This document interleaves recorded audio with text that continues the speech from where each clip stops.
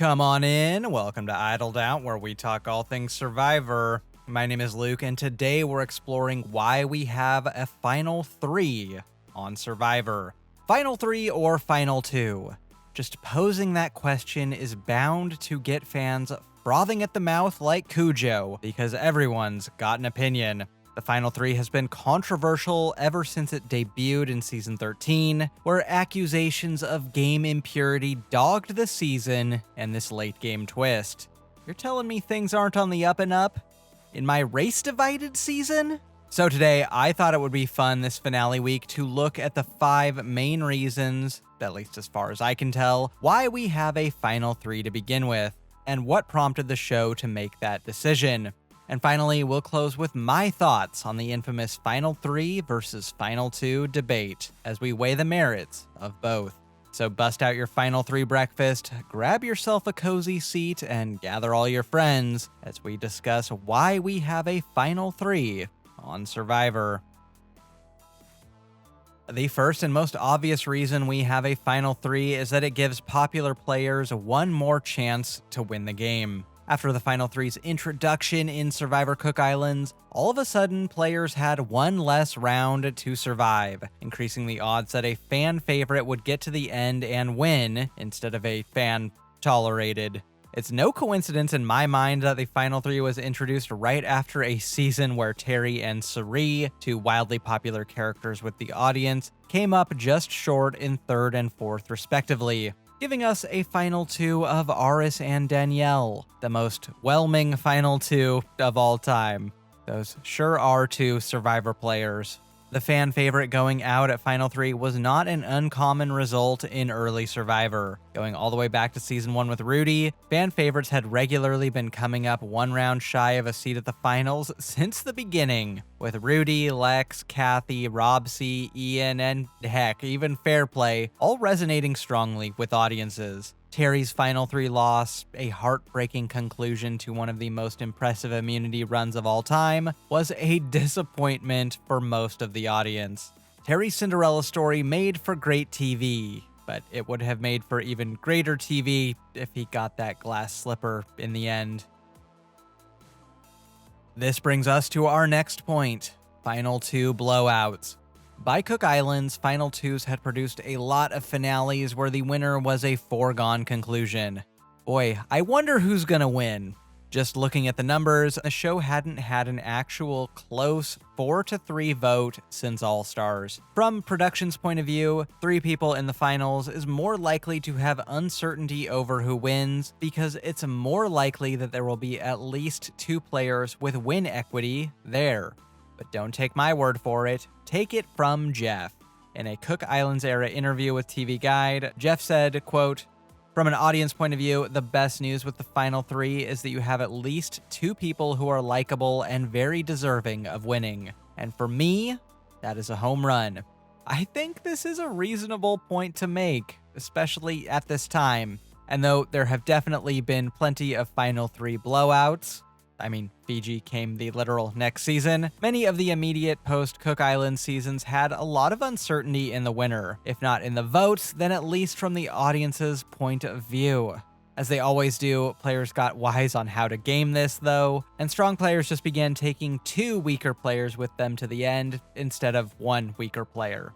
And recent Final 3s have had plenty of blowouts as well, so I think this point holds less water now. But at the time, the switch to the Final 3 injected some extra competition into the endgame.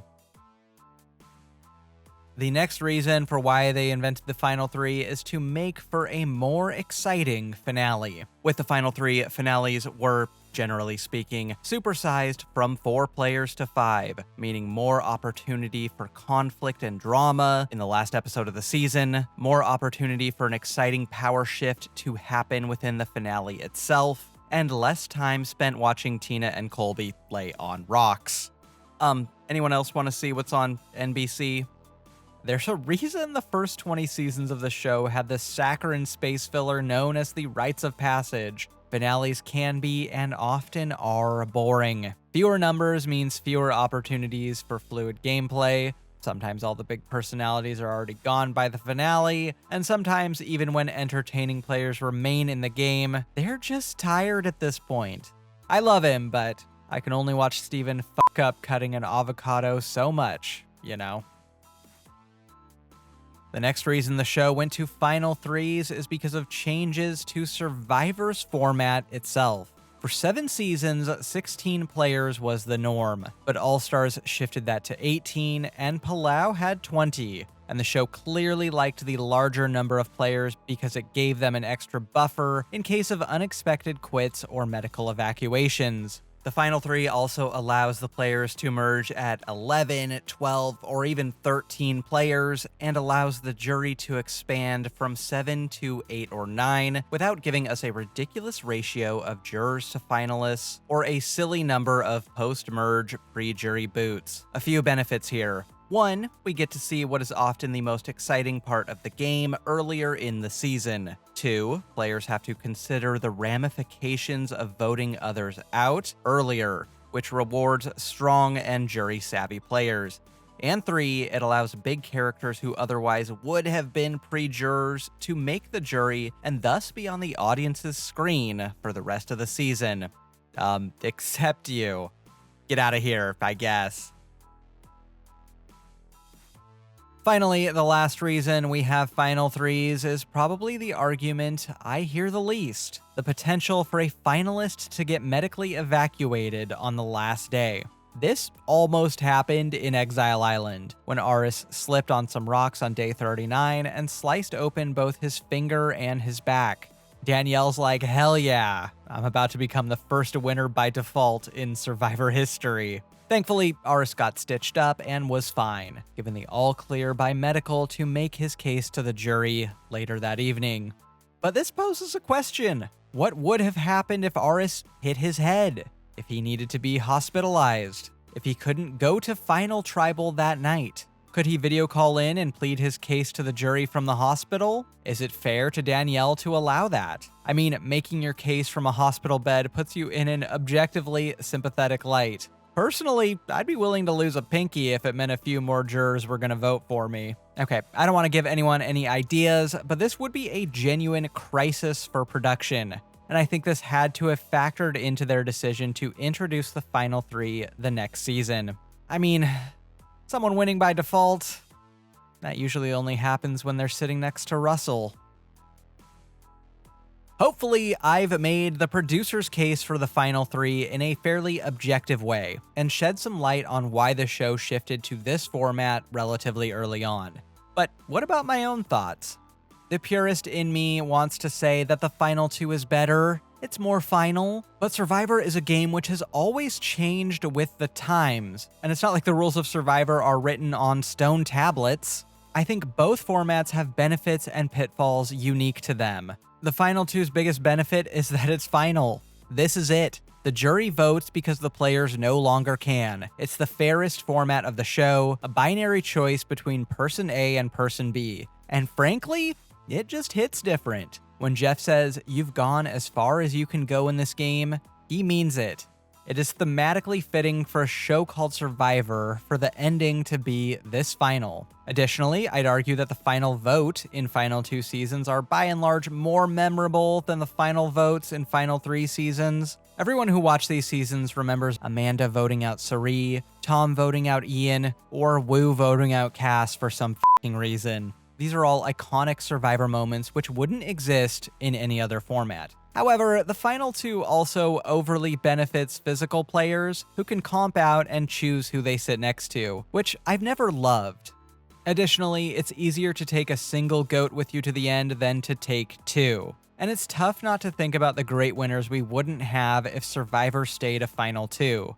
Does Ozzy win final immunity and take Becky? Does Dreams win final immunity and take Cassandra? Do Tasha or Spencer win final immunity and take each other? I'm not sure I can handle Philippines ending with a Lisa Welchel win.